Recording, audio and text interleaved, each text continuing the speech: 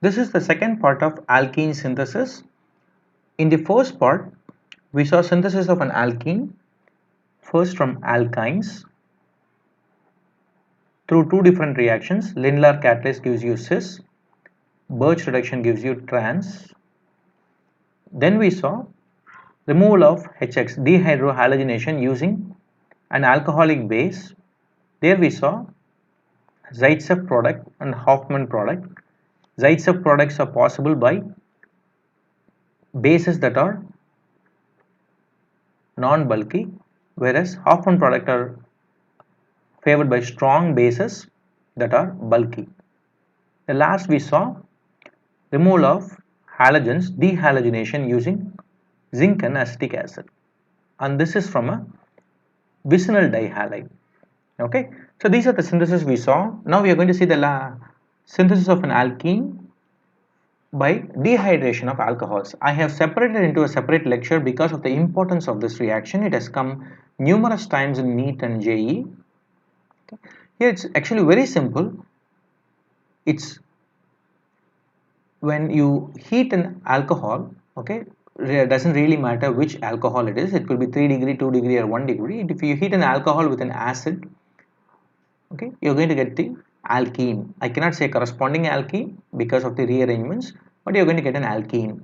Here the order of reactivity is something you want to remember: 3 degree greater than 2 degree greater than 1 degree, just like our alkyl halides dehydrohalogenation, because of steric reasons. Okay, now what makes this reaction important is you are expected to know mechanism of it. So just straightforward, without any complicated examples, we'll just see simple examples. I'm going to have an alcohol giving you alkene. So this is an alcohol. I'm going to take this away, one hydrogen, I get a double bond here. Similarly, this goes away, one hydrogen goes away, I get a double bond here. Similarly, OH goes away, I get a double bond here. Okay, these are simple ones. You may be lucky to get simple ones just like this. Okay, how does it happen? And you are expected to remember the mechanism. The mechanism of dehydration. Okay, first step is always when you have an acid. Okay, acid is here H2SO4, most of the time is H2SO4. You can also use HCl or HNO3, any strong acid. The purpose of an acid is to give you a H plus. Okay, so the H plus is attacked by the lone pair of electrons in the OH group. So you have ROH. Okay, now ROH attacks the H plus. So basically what it does is it behaves as a base, abstracts a proton. Okay, it behaves as a base, this behaves as an acid, gives a proton. Okay, so now OH is attached. Now this oxygen has given its lone pair, so it forms a coordinate covalent bond. This oxygen is sp3 hybridized because of 2 lone pair and 2 sigma bonds. This oxygen is also sp3 hybridized because it has 1 lone pair and 3 sigma bonds. So hybridization has not changed, but the species is charged. So it likes to relieve itself of the charge. One thing you want to know, the protonation step is always going to be fast. It happens right away. Okay. The next step is removal of water, formation of a carbocation. This is an important step. Okay, because this oxygen has a positive charge, being an electronegative element, it doesn't want a positive charge, so it takes this pair of bonded electrons to itself and leaves as water. So now if you see that it leaves with this pair of electrons, and this carbon has lost its share of covalent bond, so it's left with 3 bonds. So it used to be sp3 hybridized, now it has become sp2 hybridized and forms a carbocation. Okay, and this is the slowest step in this particular mechanism. You cannot decide which is the slowest step, it has to be arrived at experimentally. Kinetics, you can only know what is the slowest step. This is the slowest step, it is given to you, you are expected to remember. So remember that this is a key one.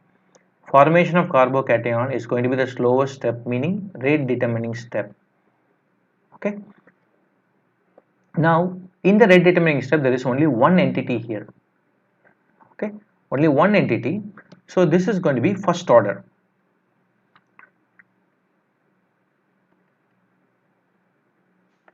This is important. Okay, it's going to be first order. Alright, now that I have a carbocation, we have seen carbocation extensively. This carbocation, anytime you form a carbocation, the next step is always rearrangement to a more stable carbonium ion or a carbocation, fast step if possible.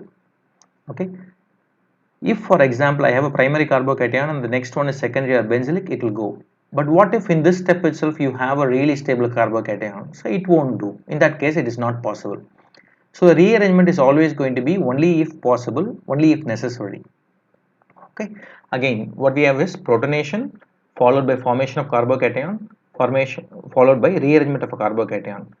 Now I have a carbocation rearrangement. The next step is proton abstraction from the neighboring adjacent alpha carbon. Okay. When you see that, this is called alpha carbon. Okay.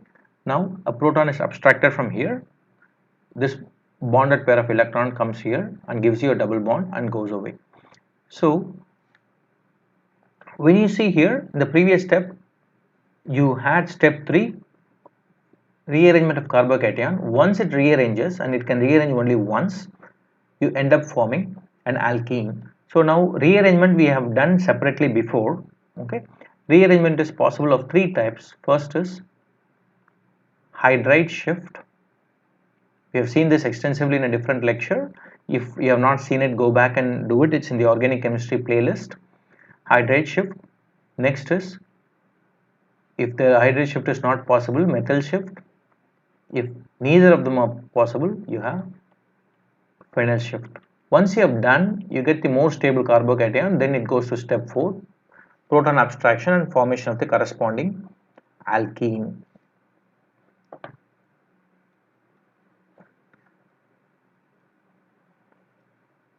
Okay. Let's say for example, we can write our own example.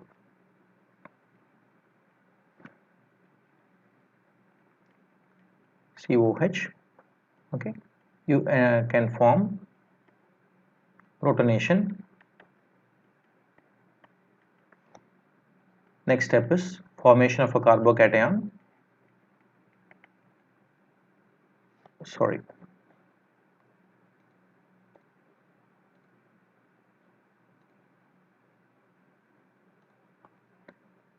Formation of a carbocation. This is the slowest step.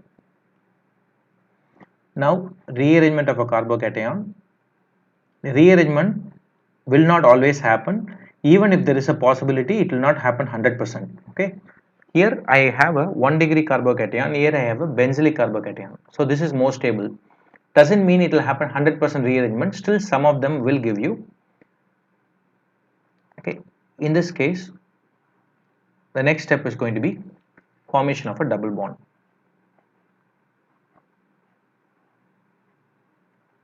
If it doesn't rearrange, let's say for example 90% of the molecules rearrange, 10% will not rearrange, but in this case doesn't matter because still it has no other option, it will give you this. This compound is nothing but vinyl benzene or styrene. This is the reason for environmental disaster that happened in Visakhapatnam. Okay, this is actually a carcinogen and also affects your eyes and respiratory system. Right. Now, do you write all these steps in the NEET exam? You don't have time. Okay, you have to do faster. But if you get a mental idea of summary of the steps, you'll be able to do it much faster. I'll show you how to do that with a couple of examples later. But here is a summary of the step. First step is protonation. Second step is formation of carbocation, slowest step. Third step is formation of an alkene. So the red arrow is actually the reverse. The forward is dehydration, forming an alkene. The red arrow is if you end up doing a addition reaction, hydration of an alkene to form an alcohol. We will see this in alcohol formation. Again, just like a dehydrohalogenation, you are going to do elimination versus substitution reaction. If you have an alcohol, okay,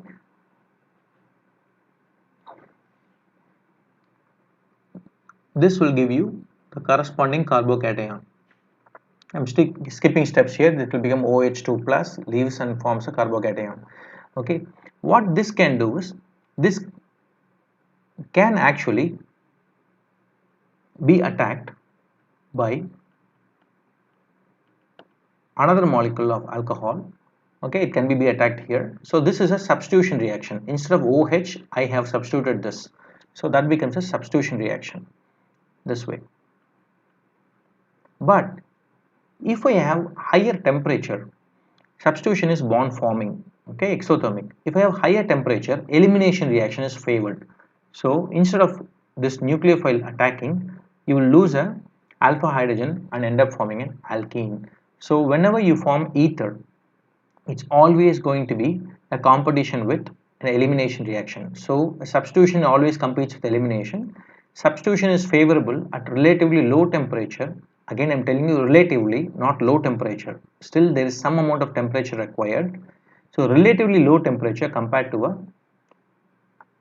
elimination reaction. Okay, doesn't matter whether you're going to go through substitution or elimination. The step is the same. You form a carbocation. So you have ROH plus H plus giving you ROH2 plus, which gives you R plus. So you formed a carbocation. So now this carbocation fate is, after rearrangement, of course, it can undergo elimination or substitution. Okay, if it undergoes elimination, okay, because carbocation is formed and no other species is present in this particular step, it will become E1. If it undergoes substitution, it becomes SN1. So SN1 and E1 are always competing with each other. The previous step is same in both of them. Anytime you have a carbocation, it has chance of going to an E1 elimination or SN1 substitution. Again, this might seem like a lot for you. With practice, you will actually do all this without touching the paper. Looking at it, you will be able to get the answer. It's not going to be tough. Okay, just practice. All right, here is a schematic. They are not going to ask you to draw any of this. Okay, this is actually useful to understand how things work.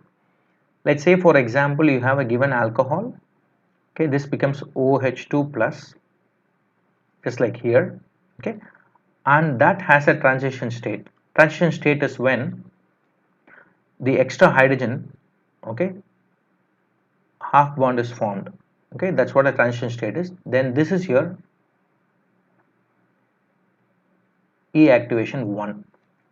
Once you form this, then you form a carbocation. This is your E activation 2. If you see the threshold energy, it's highest for formation of a carbocation. Okay, this is the activated complex of highest energy. If you're forming it, you have to put in so much energy. So hence this is the slowest step or the rate determining step. The rate determining step is the one that has the highest threshold energy or the highest activation energy. Okay, so once I form this, I can rearrange into any number of carbocation. Okay, but here only one is possible because we are going to do only one shift. This carbocation formation, okay, so this is the carbocation right there. I formed the carbocation. Okay, we'll do it one more time. Okay, right. First I have formation of a transition state 1, okay, and then forming of a protonated alcohol. So this is our first intermediate. The second intermediate is the carbocation. This is the transition state 2. This is the highest activation energy. Okay, this particular one has the highest activation energy, hence this is the slowest step. Then in a really fast step, it needs only very little activation energy. It will go into a more stable carbocation. Because it is going to be more stable, it is lower in energy compared to this one. Okay, then it uses a little bit more energy, okay, to give you the corresponding alkene. So this is transition state 3, transition state 4. If you draw the transition state, for example, fourth one, it would look like this. From here to here, you're forming a double bond, meaning transition state is partial bond is formed. This is completely bond is formed. Here transition state would be, see the carbocation is going here and the methyl has come here. So this particular bond is half broken and this particular bond is half formed. Okay, that's what your transition state would be.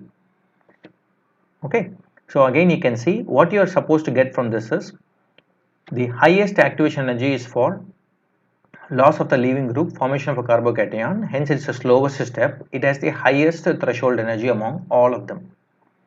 Okay, second thing, all the following step, formation of a more stable carbocation, needs very little activation energy, so they'll happen really fast. And once you form this carbocation has two fate. It can undergo elimination or it can undergo substitution. Substitution will have its own activation energy, but it will give you a more stable product. Okay, it will be more stable. This is a saturated compound, this is unsaturated, so this will have a higher energy compared to a substituted product. But because you are putting heat, I can even cross this barrier and undergo elimination reaction. Okay, all right. Predictive product. When neopentyl alcohol is subject to acid catalyzed dehydration. Neopentyl alcohol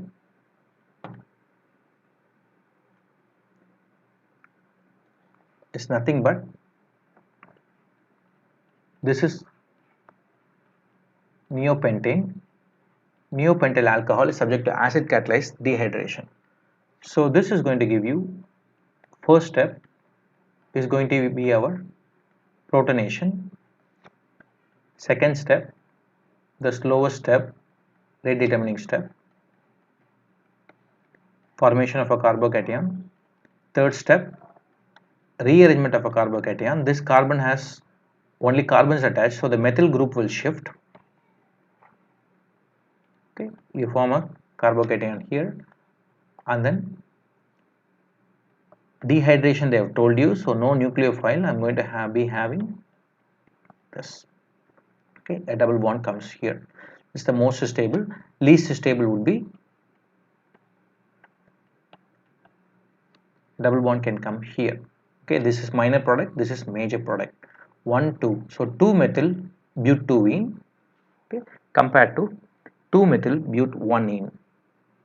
Now you don't write all of this in the final exam. Okay, extremely simple. What you're going to do is neopentyl, they will actually print this molecule. If they didn't print, this is how you're going to do it in the exam. Neopentyl alcohol,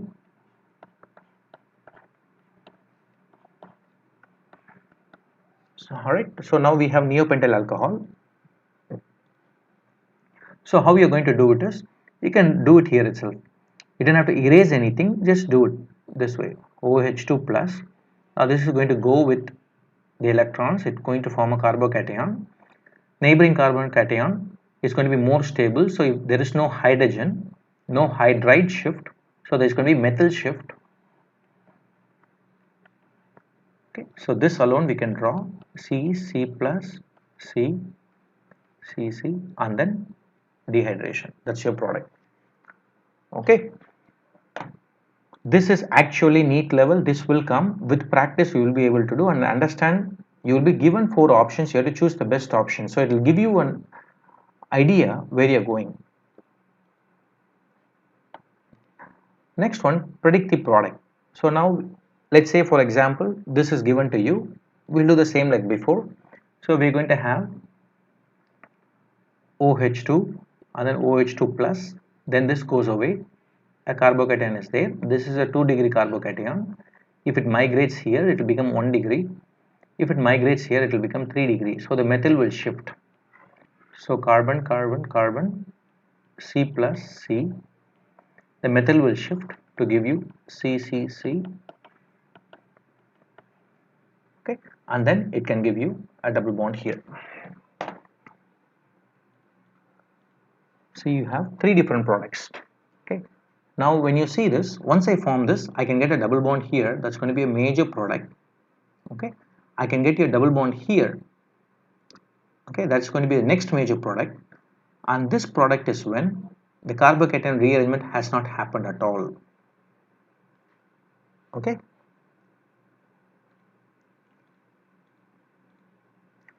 okay, last one, just the same. You're going to do the predicted product. So OH2, oops, sorry,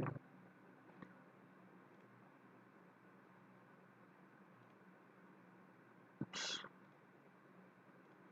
there we go. All right, now OH2 plus, this carbon becomes a carbocation. It can migrate here. There's a hydrogen here, so there will be a carbocation here, followed by formation of a double bond. Okay. So if you want me to do it in steps, so I get this carbocation, which will rearrange to this carbocation. Then it can give you the more stable alkene. Okay. 1-methyl cyclohexanone. Okay.